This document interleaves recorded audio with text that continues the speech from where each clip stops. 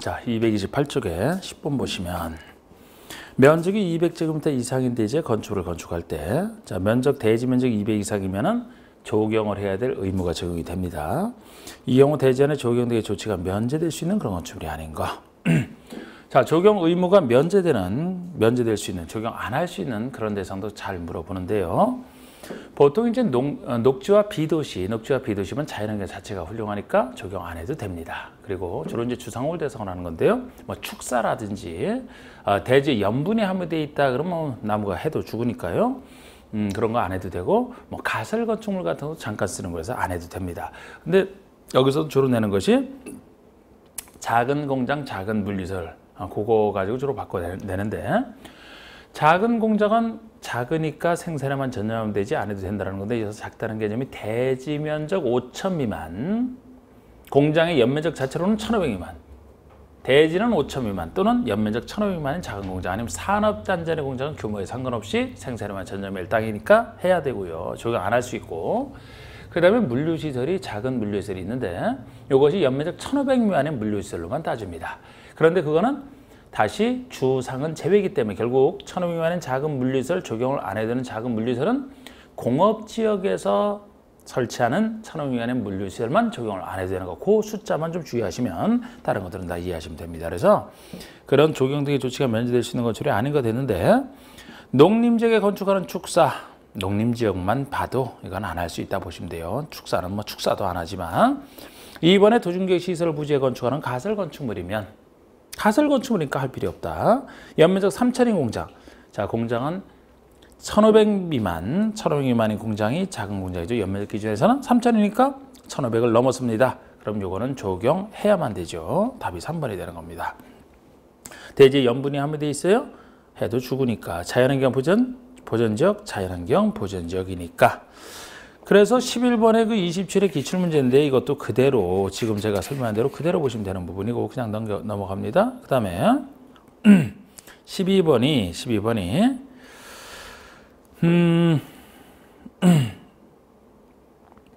12번 풀어드리면 그 대지의 조경 및 공개금지에 대한 설명으로 옳은 것은 했는데,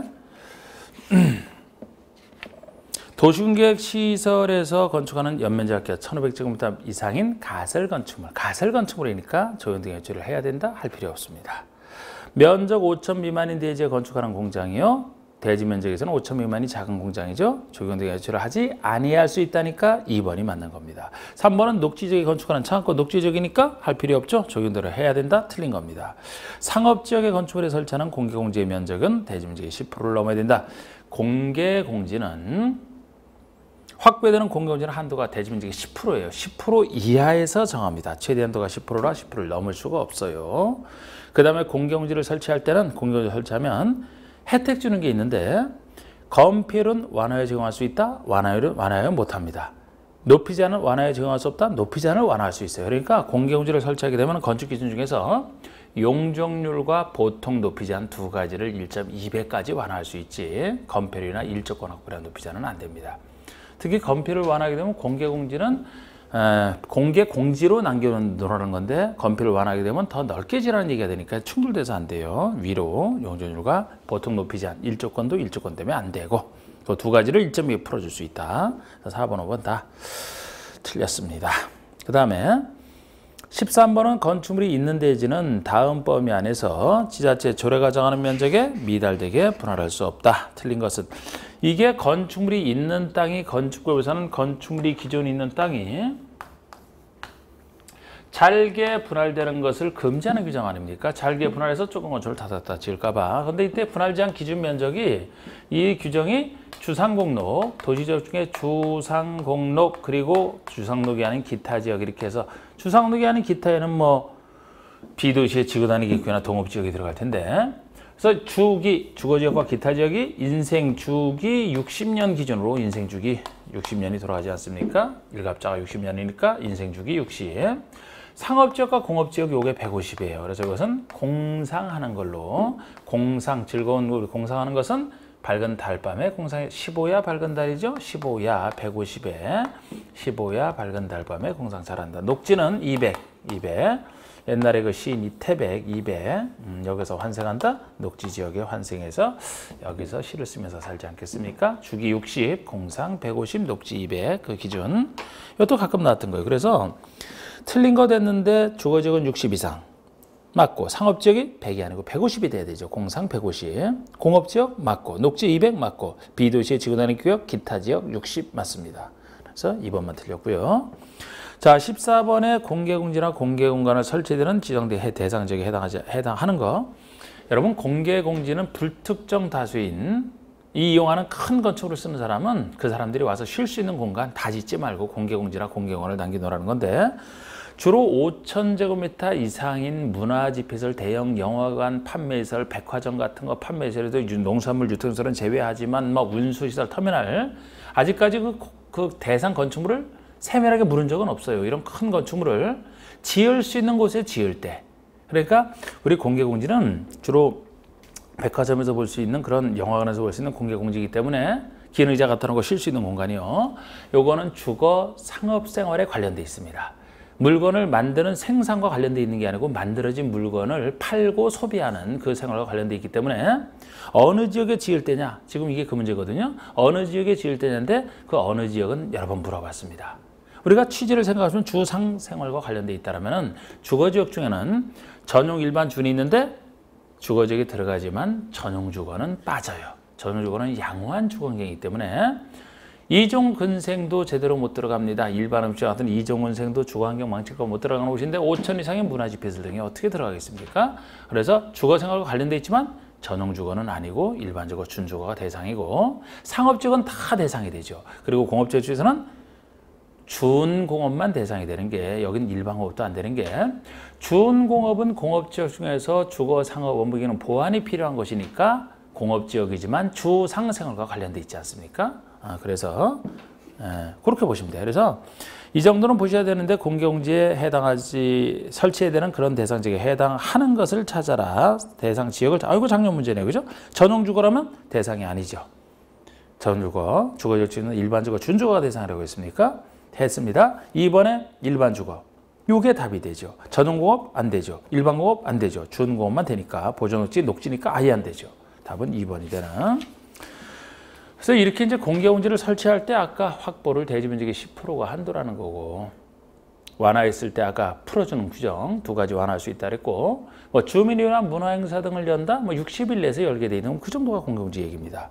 그래서 15번도 한 번 더 보시면 건축법령상 공개공지나 공개공간의 설치와 관련된 규정으로 틀린 거 됐는데 전용주거지역에서의 건축물은 공개공지를 설치할 의무가 없다. 전용주거는 없죠. 대상이 아니니까.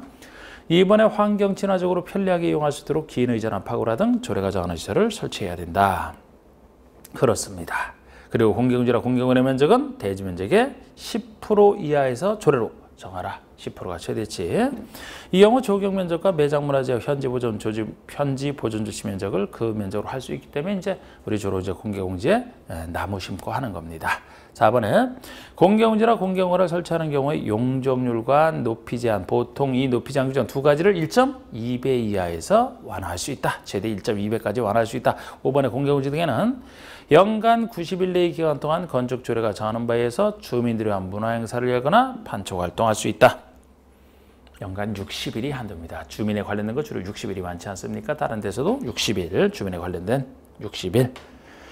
그래서 5번이 틀렸고 16번의 건축법상 건축물의 대지가 둘 이상의 지역지구 구역에 걸친 경우의 조치에 대한 규정 중 잘못된 것은 여러분 건축법에서는 하나의 대지가 둘 이상의 지역 등에 걸쳐 있다. 어떤 행위 제한을 정할 것이냐. 국계법이랑 건축법이 이 두 가지 얘기를 구별하셔야 돼요. 원리는 서로 비슷합니다만 하나는 차이가 생깁니다. 예를 들어 국계법에서 만약에 물었다면 생각나시죠? 국회법에서는 원래 각각의 규정을 적용합니다만 어느 부분이 330 이하인 부분이 있으면 거기에 대해서 전체 건필과 윤주는 그 가중평균값을 전체에 적용하고 그 가중평균을 적용한다는 얘기는 각각의 그 건필률을 적용한다는 결과적으로 그런 얘기가 됐었거든요.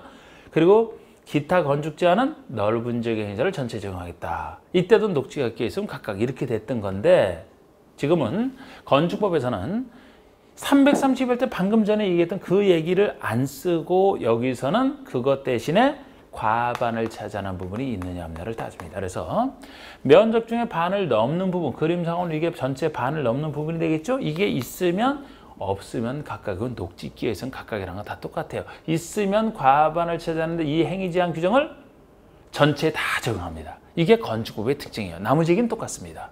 나머지는 똑같으니까 이때도 녹지각기에서는 각각이고 건축물이 예를 들어서 건축물이 뭐 미관지구나 방화지구에 걸쳐 있다 그러면은 예를 들어 건축물이 미관지구에 걸쳐 있다 그러면은 미관지구에 대한 규정을 건축물과 대지 전부에 다 적용한다. 국회법이랑 논리 똑같거든요. 단지 고도지구 얘기는 없는 게 건축부서는 고도지구에 통제 규정이 없어서 적용 안 할 뿐이고 얘랑 똑같은 거예요. 우리 방화지구에 걸쳐 있다. 그럼 방화지구에 대한 규정을 건축물 전부에 적용한다. 땅은 불이한다니까 대지는 적용 안 한다. 이때도 방화벽으로 구획돼 있으면 방화벽 바깥에는 적용할 필요 없다. 똑같은 얘기가 되겠습니다. 네? 우리 대지가 걸쳐 있을 때 과반을 차지하는 게 있냐 없냐 그거 적용되는 것만 차이점이에요. 그래서 1번의 건축물과 대지 전부에 대해서 그 대지의 과반이 속하는 지역지구 구역 안에 건축물 및 대지에 대한 규정을 적용한다. 이 과반이 속하는 부분이 있으니까 그 규정을 전체에 다 적용했다. 이게 건축법의 특징입니다. 이번엔 건축물이 미관지구에 걸쳐 있다면 그 건축물과 대지 전부에 대해서 미관지구 안에 건축물이 대지에 대한 규정을 적용한다. 국회법과 같은 논리. 3번에 하나의 건축물이 방화지구와 그 밖의 구역에 걸쳐 있다. 방화지구가 그 밖에 걸쳐 있으면 그 건축물이 대지 전부에 대해서 방화지구 안에 건축물이 대지에 대한 규정을 적용한다가 아니죠. 대지를 빼야 됩니다. 땅은 불이한다니까 방화지구에 대한 규정은 건축물 전부에만 적용할 뿐이죠. 대지를 빼야 됩니다. 틀렸고 해당 건축물이 방화지구와 그 밖의 그의 경계가 방화벽, 화재를 막는 방화벽으로 구획되어 있으면 그 밖의 방화벽 바깥에 있는 구역에는 방화지구 안에 건축물에 대한 규정을 적용하지 않는다니까 맞고 대지가 녹지와 그 밖의 지역에 걸쳐 있다. 각각의 규정을 적용한다. 맞습니다. 과반을 차지하는 게 있어도 녹지가 껴 있으면 녹지와 그렇지 않은 것은 각각이 되는 17번의 건축법률상 지역지구의 건축에 대한 설명으로 옳은 것은 역시 이것도 같은 얘기. 뭐 좀 종합해서 물었지만 뭐 2번 그 미관지구 그 얘기만 알면은 맞출 수 있는 부분으로서 이거는 이제 넘어갑니다. 앞에서 한 거 반복이니까. 그리고 18번의 건축법률상 건축의 높이 제한에 대한 설명으로 옳은 거 되는데 우리 건축의 높이 제한은 두 가지가 있죠. 보통 높이 제한에 가로국별 높이 제한을 얘기합니다. 가로국별 높이 제한은 어디나 적용되는 가로국별로 이제 높이를 제한할 수 있는 그 규정이죠. 그리고 또 하나가 특수한 높이 제한으로서 일조권 확보란 높이 제한이 있는데 일조권 확보란 높이 제한은 아무데나 적용되는 게 아니죠. 남의 햇빛 받을 수 있는 일조권과 관련돼 있기 때문에 태양은 남쪽과 북쪽 이렇게 있으면 태양은 남쪽에 떠서 이렇게 비스듬히 비추기 때문에 예를 들어 이곳에 대지에 건축을 할 때 이쪽 대지를 건축을 할 때 너무 높게 짓게 되면 이쪽 대지 기준으로 이쪽에 정북방의 대지의 일조권을 침해하게 됩니다. 그래서 이곳에 지을 때 정북방의 대지와 경계선으로부터 띄우는 거리에 따라 높이가 결정된다. 예를 들어 뭐 9m까지는 1.5m 이상, 9m를 넘는 부분은 그 높이의 반 이상을 띄워라. 그래서 이렇게 짓게 되면 여기도 지으면서 이쪽의 일조권은 침해하지 않게 되는 이게 정북방에서 높이 제한이 원칙이에요. 그런데 이쪽 대지 기준에서 이쪽이 남방향의 대지가 되는데 원칙은 정북방으로부터 높이 제한하는 게 원칙이지만 이 자연법칙과 어긋나게 예외적으로 남쪽에서 띄울 수 있는 예외가 존재합니다. 이게 이제 일조권 확보는 높이 제한인데 여기서 가장 기본은 적용 범위예요. 아까 가로구역은 가로구역인 이상 어디나 다 적용되지만 그래서 그 보통 높이 제한이 그거지만 일조권 높이 제한은 일조권 확보랑 관련돼 있기 때문에 모든 곳에서 정할 필요가 없어요. 그리고 이게 적용이 되면은 그만큼 땅의 가치는 떨어지는 겁니다. 더 높게 짓는 걸 통제를 받으니까. 그래서 고인중에서 알고 있어야 될 게 적용 범위죠. 그래서 이것도 취지상 항상 일조권은 주거생활과만 관련돼 있잖아. 주거생활과만. 상업생활만 해도 아까 공개공제 달리 여기는 관련이 없죠. 뭐 상업지역에도 직사광선 들어가면 좋을 거 하나도 없습니다. 주거생활과 관련돼 있어요. 그래서 어떤 용도의 건축물이든지 간에 이 건축물을 어디에 지을 때 적용이 되느냐? 주거지역에 지을 때예요. 근데 주거지역 중에서 전용주거와 일반주거에 지을 때 적용되는 것이지 준주거만 해도 오히려 여기서 준주거가 빠집니다. 왜냐하면 준주거가 바로 주거지역 중에서 상업 업무 기능의 보완이 필요한 곳이라 상업생활과는 관련이 없다니까요. 공개공지는 취지상. 그래서 준주거는 주거지기지만 빠지는 거야. 전용과 일반 주거를 대상으로 합니다. 여기에 지을 때. 그런데 예외적으로 건축물 중에서 공동특은 크니까 공동특은 좀 더 범위를 확대시켰거든요.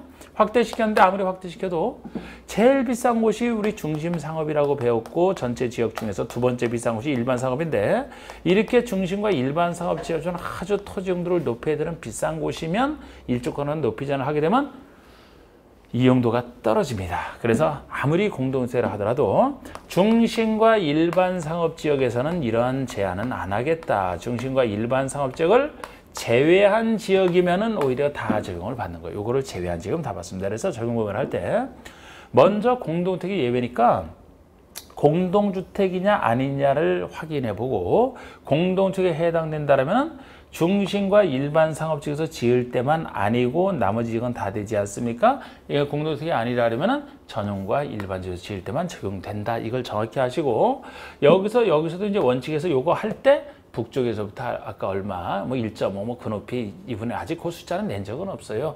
이렇게 정부에서 띄우는 게 원칙이 되는데, 남쪽에서 띄울 수 있는 경우라면 크게 두 가지가 있어요. 예외적으로 두 가지인데, 하나는 새로 미개발지를 개발하는 곳, 뭐 택지 개발을 하든 대지조성 사업을 하든 도시 개발을 하든 정비 사업을 하든 새로 개발한다라면 보세요. 새로 이 대지를 조성해서 새로 분양하지 않습니까? 그러면은 어차피 이때도 북쪽에서 띄우는 게 원칙상 맞지만 남쪽에서 띄우는 게 유리하다면 남쪽에서도 또 기준은 똑같이 적용합니다. 정복분양 기준과 똑같이 적용해요. 근데 남쪽에서부터 띄운다는 거지. 이렇게 띄어서 짓게 되면 어차피 새로 짓는 것이니까 거리는 확보되지 않습니까? 그리고 또 하나는 북쪽에 신경 안 써도 되는 경우, 이렇게 생각하시면 돼요. 북쪽에 신경 안 써도 되는 경우, 북쪽에 예를 들어 여기서 보호를 해줄 정복분양의 대지가 앞으로도 건축이 법적으로 금지된 공지라면은, 하천이나 도로 같은 게 있다면 앞으로도 그곳은 건축 못 해줘? 그러면 그쪽 신경 안 써도 돼. 또 정북방의 대지 소유자와 이쪽의 일조권을 침해되는 것으로 합의를 했다라면 이쪽 신경 안 쓰고 남쪽에서 띄워주다. 크게 두 가지. 그리고 아예 이 높이 제한 규정을 적용 아예 안 하는 거. 일조권 한번 적용 안 하는 거 세 가지가 있습니다. 안 하는 게 세 가지 적용 안 하는 게, 예를 들어서 이 대지와 대지 사이에 도로가 있는데 이 도로가 너비가 20m 이상, 아주 넓은 도로 20m 이상, 이런 도로에 접하는 대지다. 그러면은 이 중간에 넓은 도로가 자리하고 있으니까 이 정도라면 일조권 확실히 보호가 되겠죠. 그러니까 따지기가 할 필요 없습니다. 또 하나는 건축협정구역에서 짓는다. 이따 우리 건축협정구역은 여러 땅에 대해서 그 당사자가 전원합의로 건축협정을 체결한 곳을 얘기하죠. 그러면 건축협정을 체결한 곳이면 그곳에는 협정이 체결되기 때문에 개별 땅과 땅 사이에 적용하는 게 아니고 통합 적용을 해버리잖아. 그러니까 그 땅 사이에는 할 필요가 없습니다. 또 하나가 지금 여기다 이 짓는 땅이 전용 일반주거에서 지을 때를 전제로 한 건데, 여기서 보호를 해줄 정북방의 대지가, 이쪽에 정북방의 대지가 전용이나 일반주거지역 일대 역시 이거 보호를 해줘야 되지, 이쪽 정북방의 대지가 전용주거나 일반주거지역이 아닌 곳이라면, 예를 들어 상업지역이라면 여기 보호해줄 필요 없잖아요. 그러면 이 규정 자체를 적용 안 하겠다는 겁니다. 이 세 가지 경우. 그리고 이 전체 규정을 조례로 적용을 안 할 수 있는 경우가 순수 2층짜리를 생각하시면 돼요. 우리가 3층부터 건축부서는 조금 크다라고 보죠. 2층짜리라면 태양은 위에서 비치기 때문에 순수 2층짜리, 2층 이하로서 동시에 2층 높이도 8m 이하 동시에 갖췄을 때는 일조 건업한 높이 제한을 적용 안 할 수 있다. 그런 얘기들. 그래서 18번 보시면 옳은 것인데, 허가권자는 가로구역 단위로는 건축의 높이를 지정 공고할 수 없다? 가로구역 단위로 높이를 지정 공고할 수 있죠. 이게 보통 높이 제한 아닙니까? 2번의 허가권자는 같은 가로구역 안에서 건축의 높이를 다르게 정할 수 없다. 원래 가로구역별로 높이를 통제하지만 같은 가로구역 안에서도 건축물별로 높이를 다르게 정할 수도 있어요. 여러 가지 예외가 존재합니다. 3번, 특별시장, 광역시장은 도시관리에서 필요하더라도 가로구역 높이를 조례로 정할 수는 없다. 원래는 허가권자가 가로구역에서는 행정청이 높이를 지정하지 않습니까? 그런데 특별시, 광역시에서만 특별시, 광역시 조례로 정할 수가 있어요. 다른 데서는 안 되고.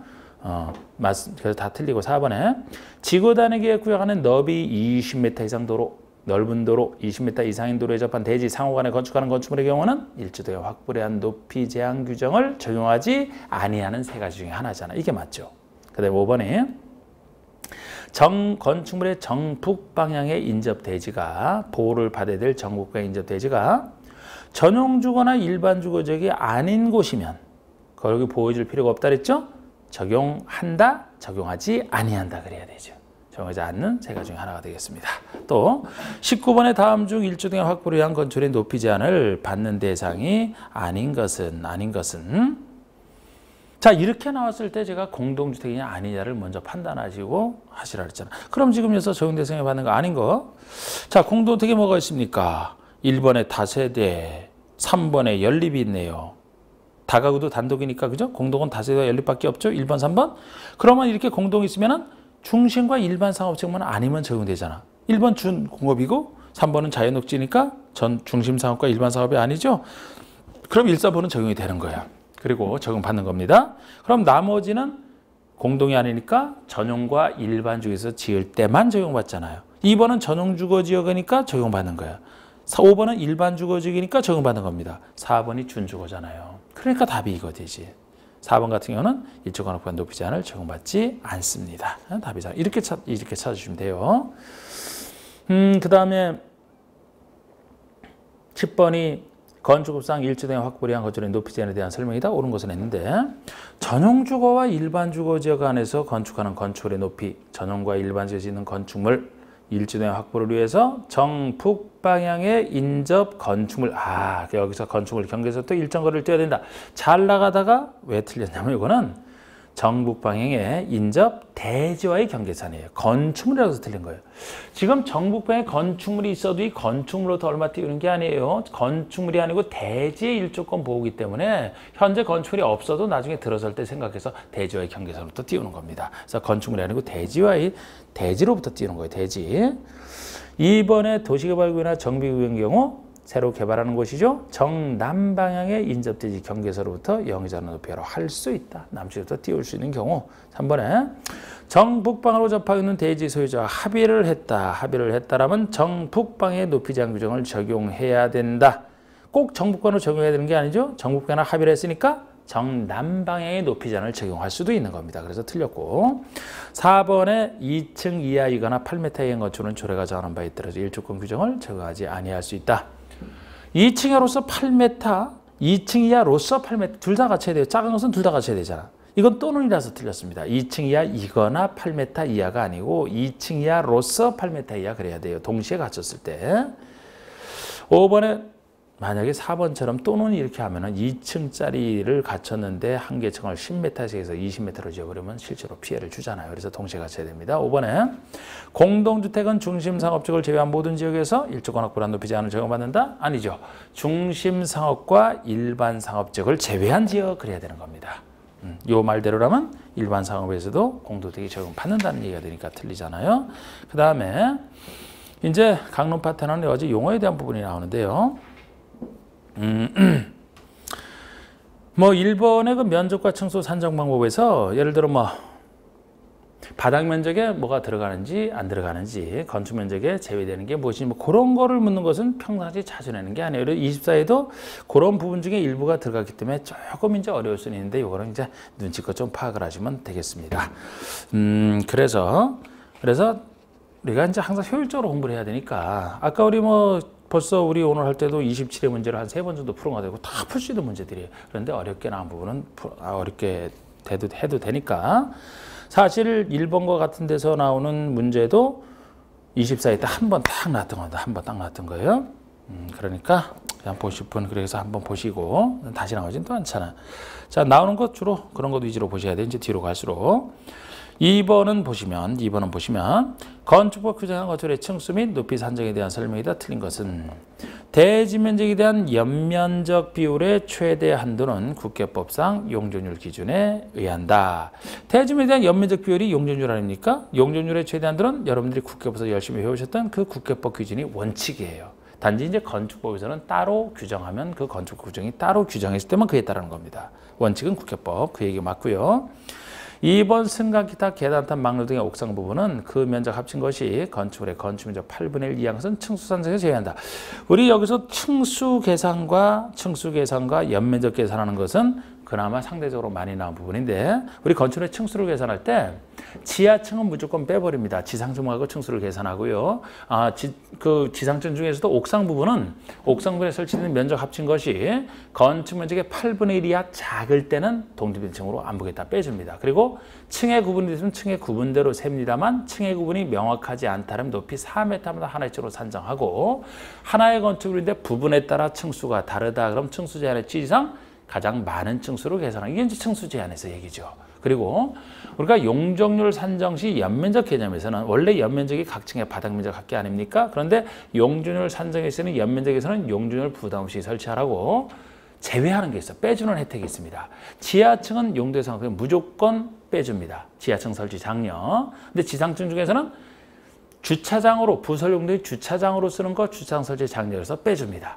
그리고 또 하나는 피난 안정구역이나 대피 공간처럼 유사시 대비한 시설은 용적률 부담 없이 설치하라고 빼주는 거 네 가지 그거 좀 잘 구별하시고 그래서 지금 이 2번 부분이 옥상 부분인데 그 옥상 부분이 면적 합친 게 건축 면적의 8분의 1 이하 작으니까 층수에서 제외된다 맞고요. 3번처럼 층의 구분이 분리명확한 건축물에서는 높이 3m마다 하나의 층으로 산정하는 게 아니고 높이 4m마다 하나의 층으로 산정하죠. 4m마다. 그 다음에 건축의 부분에 따라 층수를 달리한다. 그러면은 가장 많은 층수로 하겠다는 거 맞고요. 5번의 층고는 방해 한 개 층의 층 높이가 층고잖아요. 방해 바닥 구조의 윗면으로부터 위층 바닥 구조의 윗면까지 이게 한 개 층의 층고가 되겠습니다. 자, 우리 3번 문제는 계산식의 문제인데 항상 이렇게 좀 뭔가 복잡해 보이면요. 뭐를 묻는지를 보시고서 다시 차분차분 보는 게 좋아요. 이렇게 좀 많이 나왔다 싶으면은 그냥 보시면 이거 뭐를 묻는지 모르는 상태로 보면 막 당황하거든요. 그냥 기니까. 자, 우리 맨 끝에 뭐를 묻는지 한번 볼까요? 먼저 맨 끝에 보니까 이러한 건축의 층수를 묻고 있어요. 층수 몇 층이냐는 걸 묻고 있거든요. 그럼 다시 한번 봅시다. 앞에서부터. 자, 층수를 묻는데 지하층이 2개층이고 그럼 층수 산정에서 지하층은 빼버리잖아요. 이건 이제 지우고 지상층만 따지니까요. 지상층은 전체가 층의 구분이 명확하지 않답니다. 구분이 명확하지 않으면 4m마다 하나의 층으로 산정한다라는 걸 이제 그걸 써먹어야 겠다 생각을 하시고 이 건축의 바닥 면적이 전체 600인데 층수에서는 면적 상관없거든요. 그런데 전체 바닥 면적이 600인데 그중에 300에 해당하는 부분은 높이가 12m. 나머지 300에 해당하는 부분은 높이가 16m. 그냥 이거를 물으려고 하는 거죠. 그러면은 이 면적과 상관없이 전체 면적 중에서 일부를 나타내고 있는 거죠. 600 중에서 나머지 300에 해당하는 부분은 12m고 나머지 300에 해당하는 부분은 16m. 이런 그림이 되지 않습니까? 하나의 건축물인데. 그러면은 지금 층의 구분이 명확하지 않으니까 요거 12m는 4m마다 하나의 층으로 산정하니까 3층이 되고 16m는 4층이 나오는 겁니다. 그죠? 이렇게 나오잖아? 그럼 건축의 부분에 따라 층수가 다른 경우에 또 속하죠? 그러면 가장 많은 층수로 한다. 4층이 되는 겁니다. 그러니까 지금 이건 우리가 층수 계산해서 지하층 뺀다라는 것과 층의 구분이 명확하지 않을 때는 4m마다 기준으로 산정한다는 거. 부분이 다르면 가장 많은 층수. 이걸 다 이제 종합해서 푸는 건데 간단한 문제죠. 그래서 이렇게 그려보면 됩니다. 차분히 보셔가지고. 그 다음에 4번에 건축법령상 다음과 같은 조건의 건축물의 용적률은 얼마냐? 용적률. 자, 우리 용적률 계산도 하여튼 건축물 계산 간단해요. 우리 용적률이라는 것은 항상 대지 면적에 대한 건축 연면적 비율이고 이 연면적에서 이제 용적률 산정에서 연면적 빼주는 거 생각하시면서 그러면 여기 이 용적률은 대지 면적이 800이에요. 대지 면적이 800이 나왔습니다. 그럼 이 중에서 이제 연면적을 구해야 되는데 지하층은 연면적 산정에서 뺀다 그랬죠? 연면적 뺍니다. 지하 무시. 지상 1층인데 부속용도인 주차장으로서 쓰니까 이것도 무시 빼야 돼요. 그러면 지상 2, 3, 4, 5층 4개 층을 쓰는데 업무실로 쓰면서 각 층이 400제곱미터래 바닥 면적이. 그러면 결국 여기서 쓸 것은 리을번만 써야 되죠. 4개 층인데 이 각 층의 바닥 면적이 400제곱미터니까 그럼 이렇게 계산해야 되죠. 그러면 이거는 1600이 되니까 800 중에 1600, 200%가 되는 겁니다. 그래서 답이 1번이 되는 것이고 5번 얘기도 그냥 그 똑같이 쓰는 겁니다. 그래도 또 풀어드리면 건축법령상 대지 면적이 160제곱미터인 대지에 건축되어 있고 각 층의 바닥 면적이 같다라는 걸 전제로 해서 지하 1층, 지상 3층인 하나의 평지분 건축으로서 용적률이 150%라고 할 때 이 건축의 바닥 면적은 얼마냐? 당할 필요 없이 그대로 한번 보십시다. 대지 면적이 지금 대지가 160이라고 되어 있어요. 각 층의 바닥 면적이 같은데 지하 1층, 지상 3층이야. 그럼 지하 1층은 무시해야 되죠? 지금 용적률과 계산해서 할 땐 지하는 무시해야 되죠? 지상 3층이에요. 지상은 3층입니다. 지상으로 3층이 있고 이 용적률이 150%라고 되어 있어요. 용적률이 150%가 되어 있는데 여기서 묻는 것은 이 건축의 바닥 면적이 얼마냐고요. 우리 바닥 면적은 각 층마다 계산되는 게 바닥 면적 아닙니까? 이거를 묻고 있어요. 그럼 우리가 지금 여기서 우리 대지에다가 용적률을 크기를 곱해주면 그 연면적이 나오지 않습니까? 연면적은 지상 3층이니까 3층 곱하기 바닥 면적이 연면적이 되겠죠. 그죠? 그럼 우리 바닥 면적을 모르는 걸 X라고 놨을 때 이 연면적이 3 곱하기 X 연면적 이 3X라는 것은 연면적 3X라는 것은 대지 면적 160에다가 용적률 최대치를 곱해준 거 아니겠습니까? 그러니까 대지에다가 용적률을 곱해주면 연면적이 나오니까 최대 연면적이 나오니까 그럼 이 식이 되잖아요. 그러면 이 3x는 160 곱하기 1.5니까 연면적 1.5니까 240이 되지 않습니까? 그러면 3x는 240이니까 x는 80 이렇게 나오는 거죠. 뭐. 이렇게 이제 80이 되는 겁니다. 아니 우리 용적률 계산을 그대로 써도 마찬가지예요. 용적률 150% 1.5라는 것은 대지 면적 160분의 연면적인데 연면적이 3층 곱하기 바닥 면적 x 아닙니까? 같은 얘기죠. 뭐 같은 식이죠. 응?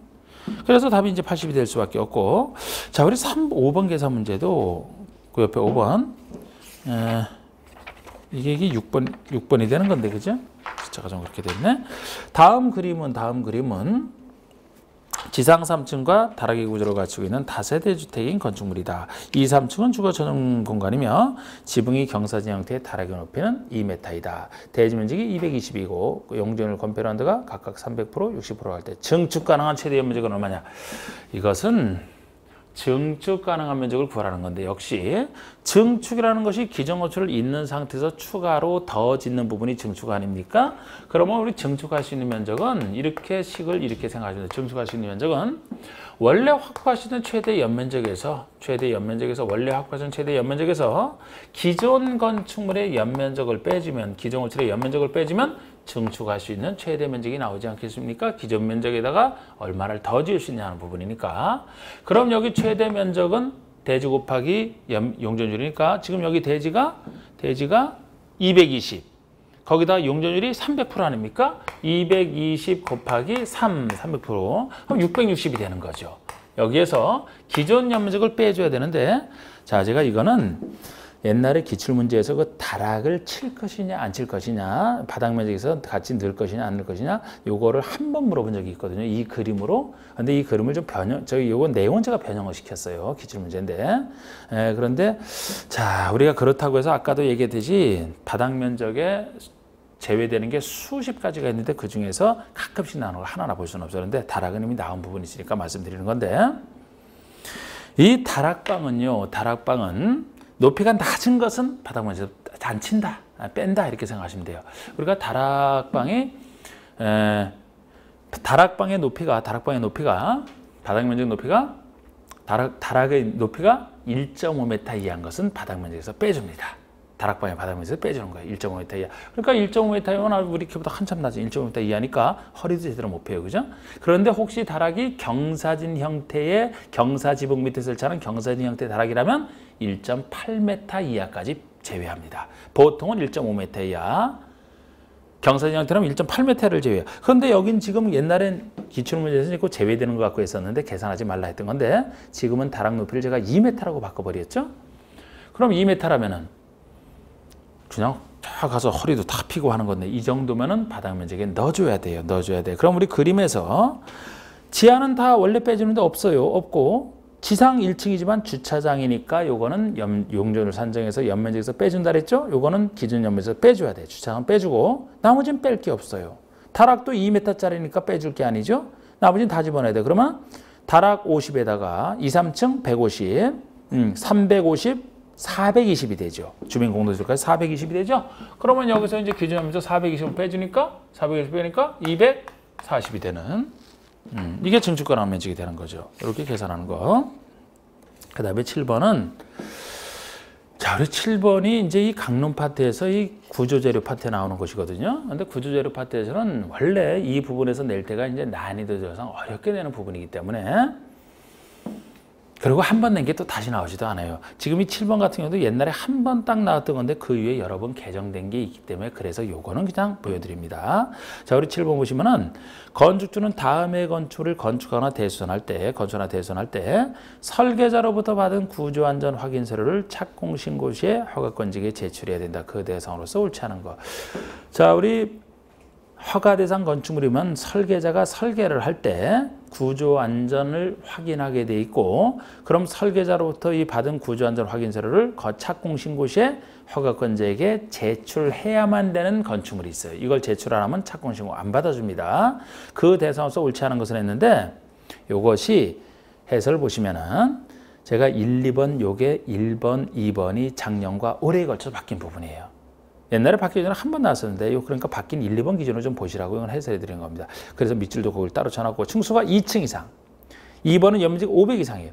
자, 옛날에는 조금 크다고 하는 3층 이상 1000 이상 3층 이상 1000 이상 3층 이상 1000 이상 이 정도 될 때 구조안전 확인서를 제출해야 됐거든요. 그런데 이것도 안전을 강화하느라고 작년과 올해에 걸쳐서 2층 이상 또는 500 이상으로 범위를 확대시킨 겁니다. 2층 이상. 보통 건축부에서 우리가 제일 크다 할 때가 3층부터 조금 크다라고 했잖아요. 근데 2층부터는 작은 거지만 2층부터 해야 돼요. 면적은 500 이상이 되고. 근데 여기서도 500 이상이라 하더라도 창고나 축사, 작물 재배에서는 사람 사는 거 아니죠? 500 이상이라 하더라도 서류 제출 대상이 아니라는 겁니다. 그리고 표준 설계에 따라 짓는 것 역시 이건 사람 사는 거지만 이미 안정성이 확인된 표준 설계에 따라 짓기 때문에 안전 확인 필요 없다. 안전 확인 서류 필요 없다. 전통적으로 있었던 높이만 따지면은 13m 이상이 되든지 처마까지의 높이는 9m 이상이 되든지 기둥과 기둥 사이의 거리는 10m 이상이 되든지 이건 뭐 전통적으로 있었던 얘기고요. 그 정도만 봤어요. 그래서 옳지 않은 거 됐을 때 1번의 층수가 2층 이상이면 들어간다. 2번의 지진구역 안의 건축물 이거는 이제 따지지 않고 들어갑니다. 지진구역이니까 기둥과 기둥 사이가 10m 이상 들어가고 높이가 13m 이상 들어가고 연면적 1000 이상이 아니고 500 이상 그런데 거기서 예외까지 좀 봐주시고 자 그래서 여기서 다른 문제 거의 다 빼버렸죠. 최근에 나온 문제 상식적으로 풀 수 있는 거 이것도 한번 나왔지만 한번 봅시다. 8번 건축물의 가구 세대감 그러니까 여기서 나오는 것들은 구조재료 패트 나오는 것들은 모르는 게 나왔을 때 그냥 느낌대로 한번 찾아서 풀면 풀고 아니면 틀려도 돼요.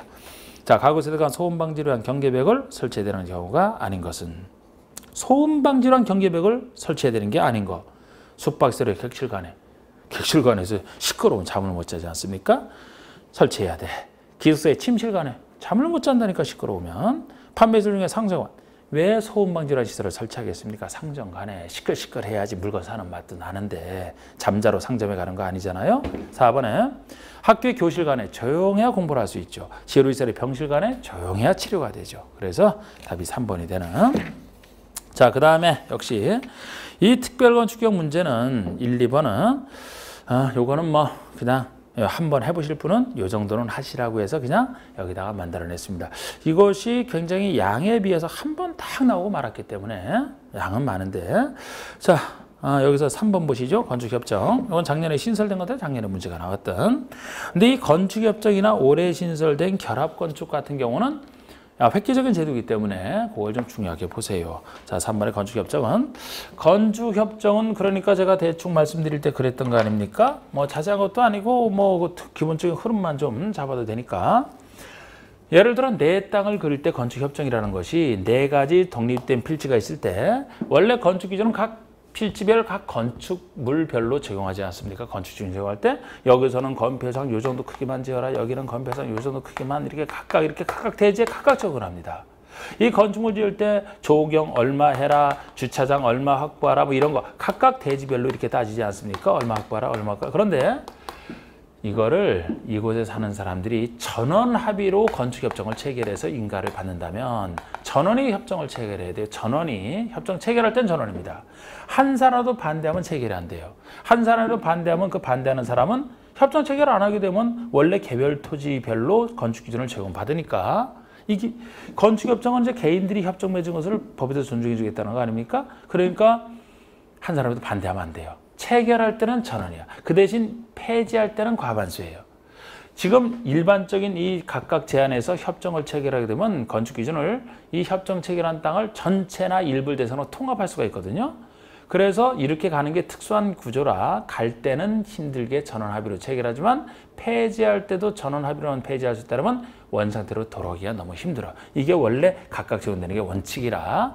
그래서 체결할 때는 과반 전체 동의고 전원 합의고 폐지할 때는 과반성입니다. 이 차이점을 강조했는데 이 차이점이 작년에 나온 거죠. 이 차이점을 알아 맞추는 문제가 어떤 세밀하게 낸 게 아니고 자 협정 체결했다 칩시다. 그러면 혜택이 아주 개성 있는 마을을 만들 수가 있어요. 각각 적용하는 게 아니고 협정 체결하는 곳에 통합하여 적용할 수 있기 때문에 건폐율상 예를 들어서 아까 네 땅에 걸쳐 합쳐서 이렇게 한꺼번에 지었고 각각 분양을 받아서 살게 되면 원래는 이렇게 이 정도 크게 못 짓지 않습니까? 이 땅에 통합 적용하니까 가능해지는 거죠. 그리고 각각 땅에서 적용을 해야 될 것을 통합 적용해서 여기다가 적용을 공통으로 설치를 해서 산책을 하고 주차장을 각각 설치할 것을 공동 주차장을 설치를 해서 이용하면 훨씬 편하게 이용할 수 있잖아. 개인 하수 처리설 공동으로 설치하고 지하층 공동으로 설치하고 이용이 편해지잖아요. 각각 대지는 도로에 2m 접해야 되는데 이걸 통합 적용하면 어느 땅이 2m 접하지 않아도 다른 곳에서 접하면 지을 수 있게 한다든지 전체에 대해서 이런 혜택을 받는 게 건축협정이 되겠습니다. 그래서 그리고 폐지할 때도 이렇게 특례를 적용해서 건축을 했다라면은 20년 지난 후에는 이제 폐지할 수 있다. 그런 제한도 있지만 그걸 물었던 것도 아니고 요새 여기서 그런데 건축협정 체결했을 때 통합 적용한다 그랬는데 다른 건 지금 그림대로 통합 적용하는 게 많이 나왔어도 용적률은 아닙니다. 용적률은 없는 게 용적률은 결합건축에서 다르기 때문에 결합건축은 올해 새로 신설된 건데 여기서 다루는 건데 이 결합건축은 뭐냐 하면은 두 땅 사이의 문제, 두 땅 사이. 이건 여러 땅, 마을 단위로도 확대할 수 있어. 전원만 합의하면. 근데 이건 두 땅 사이의 문제입니다. 두 땅 사이에서 용적률을 결합건축하는 거예요. 두 땅 소유자가 합의했다. 여러분 이 두 땅이 이것도 새로 신설된 것이라 너무 서해산 숫자는 안 나오겠지만 이 두 땅의 최단 거리가 100m 이내인 너무 멀리 떨어지죠. 100m 이내일 때 적용되는 규정인데 예를 들어 이 땅에서는 기존 용적률상 이 정도 크게 지을 수 있고 여기도 기존 용적률상 이 정도 크기를 최대 지을 수 있는데 여기 있는 사람은 더 높게 짓기를 원하고 이 사람은 이렇게 더 작게 짓기를 원한다고 생각해 볼까요? 그런데 만약에 그래서 나는 이 정도를 지을 수 있는데 안 짓겠다. 근데 요거를 만약에 이 사람에게 이 용적률을 보내서 지을 수 있게 한다면 두 사람이 서로 좋지 않겠느냐 하는 거예요. 새로 도입된 겁니다. 그러면은 이 사람들은 원래 이 사람은 여기만 지을 수 있지만 여기까지 최대 짓게 되고 이 사람은 여기만 짓고 여기는 앞으로도 이제 안 쓰겠죠. 그 대신 이거를 주는 것만큼 여기에 대한 대가는 받겠죠. 합의를 해서. 그러면 서로 이제 토지의 효율 적용이 된다는 거 아니겠습니까? 그래서 이 결합건축은 두 땅 사이의 문제이기 때문에 체결할 때도 폐지할 때도 두 사람 간의 문제이기 때문에 한 두 사람의 전원 합의예요. 전원 합의. 아까 결합건축과 다르지 않습니까? 여러 사람이 관련되고 여기는 두 사람 간의 문제이기 때문에 여기서 무슨 과반수를 합니까? 그래서 두 사람이 합의로 만들고 폐지할 때도 두 사람이 합의로 폐지를 하는 거예요. 만약에 폐지를 하게 되면은 여기서 이쪽으로 이제했던 용적률은 없애야 되기 때문에 이거 이제 원상복구를 시켜야지. 부셔버려야지. 그렇기 때문에 결합건축에서는 최소 이 결합건축의 유지기간이 30년 이상은 돼야 돼요. 30년. 아까 건축협정은 20년 지나야 폐지할 수 있다 그랬죠? 여기는 30년이 돼야 됩니다. 이건 몇십 년 할 때 얘기잖아, 지금. 용적률을 통합하니까 이게 좀 더 긴 30년이 되는 거예요, 여기보다. 그 정도 얘기예요. 그래서 3번에 건축협정에 대한 설명으로 틀린 거 됐는데 1번의 건축물의 소유자 등은 과반수 동의로 리모델링에 대한 건축협정을 체결할 수 있다. 체결할 때 얘기잖아. 과반수 동의가 틀려서 전원합의라니까요. 이게 틀렸고 그럼 이게 그냥 정답이에요. 뭐 2번, 3번, 4번 그냥 들러지면 나온 것이니까 뭐 인가받아라, 공고하라 이런 거 그냥 슬쩍 읽어보시고 5번 거에 차이점만 하시면 돼요. 5번은 협정 체결자나 협정 대표자는 건축협정을 폐지할 때는 협정 체결자 과반수 동의를 받아 인가를 받아라. 폐지할 때는 과반수 동의 맞습니다. 1번에 체결할 때가 전원합의죠. 그래서 1번이 틀렸고 여기서 숫자 물은 게 아니에요. 그냥 그 정도 차이점만 물었죠. 자, 그러면 4번에 결합건축 한번 봅시다. 결합건축. 결합건축에 대한 설명이 틀린 거 됐는데 대지 간의 최단 거리가 100m 이내의 범위에서 100m 이내에서 영위자하는 범위에 있는 두 개의 대지 건축주가 서로 합의한 경우에 결합건축할 수 있다. 두 땅 사이에 정확합니다. 2번의 건폐과 용적률을 개별 대지마다 적용하지 않고 두 개 대지를 대상으로 통합 적용하는 건폐를 들어가서 틀렸어요. 결합건축에서는 무엇만 통합 적용하느냐? 용적률만 통합 적용. 아까 그림을 연상해서 용적률만. 그래서 2번이 틀린 겁니다. 3번에 두 개 대지를 소유한 자가 한 명이다? 그럼 합의한 것이나 다름없잖아요. 그 사람은 바로 결합건축이 가능합니다. 두 땅 사이에서. 협정 체결 유지기간은 최소 30년으로 하라. 그리고 폐지하려면 역시 전원동의하여 허가건축에 신고하라. 이렇게 돼 있어요. 전원동의. 여기서 이제 인가도 아니고 신고인데요. 전원동의야. 예. 자, 그 다음에 그 5번의 그 건축상 이행강지금에 대한 것은 중개 실무에서 토지거래 허가제에서 이행강지금 잘 배우시죠. 그게 작년까지 공법, 건축법에, 국계법에 있었던 얘기거든요. 그래서 이행강지금 성격이 다 똑같으니까 중개 실무에서 나온 거 이행강지금 성격을 여러분이 더 자세히 보니까 그걸 보시고 우리 건축법에서는 그쪽 이행강지금은 이제 차이점, 그 차이점 위주로 보시면 되는데 우리 건축법에서는 이행강지금을 중개 실무에서는 시가 기준으로 뭐 17호 이렇게 합니다만 여기서는 시가 표준액 기준으로 중대한 위반 4가지. 건폐율 초과, 용적률 초과, 건축허가나 신고 없이 건축한 중대한 위반 4가지일 때는 약 시가 표준액의 50%가 최대치다. 그 밖의 위반은 10%가 최대치다. 그런데 이 중에서도 중대한 위반 4가지일 때 약 50%가 최대치라는 것은 1제곱미터당 시가 표준액 곱하기 위반 면적 이렇게 돼야 그 면적에 따른 시가 표준액 50%가 최대치가 되는 거죠. 여기다가 그 4가지 위반도 세밀하게는 조금씩 다르잖아요. 거기다가 그 4가지 위반의 정도에 따라 일정 비율을 곱해주라는 거. 그것이 특징이에요. 그래서 그거를 위주로 해서 그냥 보여드리겠습니다. 그런데 우리 그 4가지 위반 중에서도 하나는 100%, 90%, 80%, 70%, 100, 90, 80, 70 이렇게 넷으로 나눠지는데 이 4가지 위반에서 더욱 중요한 위반이 100일 것이고 갈수록 줄어들겠죠? 무허가 건축이 제일 중대한 위반입니다. 허가 없이 건축. 제일 간단한 게 신고 없이 건축한 거예요. 신고에 불과하니까. 그리고 건폐율 초과 전에 용적률 초과가 센 거죠. 그죠? 잘 생각해 봐요. 그러면 건축허가 없이 건축한 경우가 100% 곱해, 1을 곱해주는 거예요. 용적률 초과가 그 다음 위반 90%짜리, 0.9짜리입니다. 건폐율 초과가 0.8, 80%.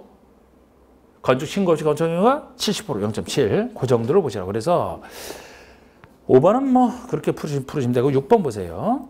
건축법령상 이행강제금의 각 경우에 따른 최대 부과금액의 연결로서 옳지 않은 거. 1번 건축허가 없이 건축한 경우, 2번은 신고 없이 건축한 경우, 3번 건폐율 초과, 4번 용적률 초과. 요게 중대한 4가지 위반이고요.